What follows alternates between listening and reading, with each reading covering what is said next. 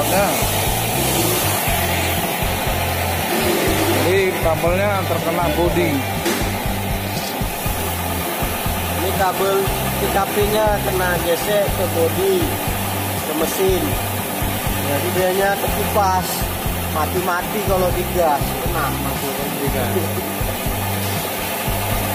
ini guys, kabel TKP-nya guys kena ke bodi.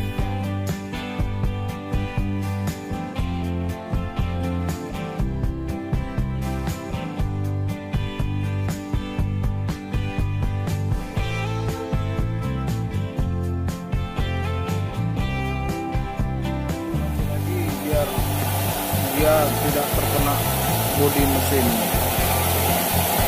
Terus nanti kita double tis lagi.